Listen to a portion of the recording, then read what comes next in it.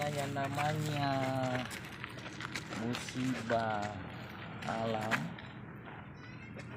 secara umum kita melihat di Sulawesi Selatan ini di mana-mana terjadi. Apalagi Parepare ini adalah daerah hilir. Jadi air-air kiriman dari daerah-daerah yang di atas hulu semuanya bermuaranya adalah di Parepare. Nah, dampak yang ditimbulkan tidak sedikit infrastruktur yang rusak dari akibat banjir itu. Sehingga ada dua langkah yang harus dilakukan. Langkah pertama adalah memberikan bantuan kepada masyarakat yang kena dampak.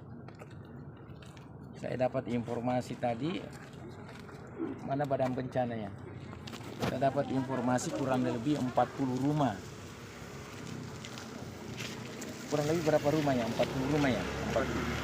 Kurang lebih 40 rumah, dan saya sudah perintahkan tadi Badan Keuangan dalam minggu ini ke depan ini semuanya harus disentuh dengan bantuan pada mereka-mereka yang korban.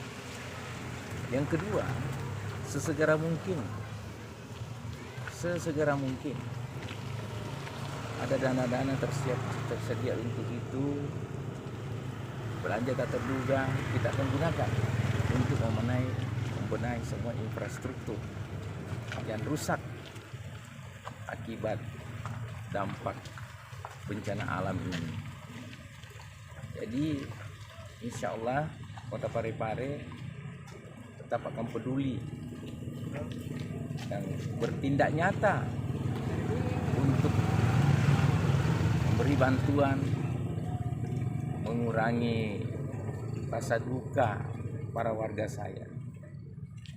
Jadi itulah yang saya harus sampaikan pada kesempatan ini, bahwa saya turun ke lapangan melihat akibat, bukan proses. Saya langsung melihat akibatnya sudah ada dalam data, dan insya Allah pemerintah akan action untuk merecovery kerugian masyarakat dan bangunan-bangunan milik masyarakat.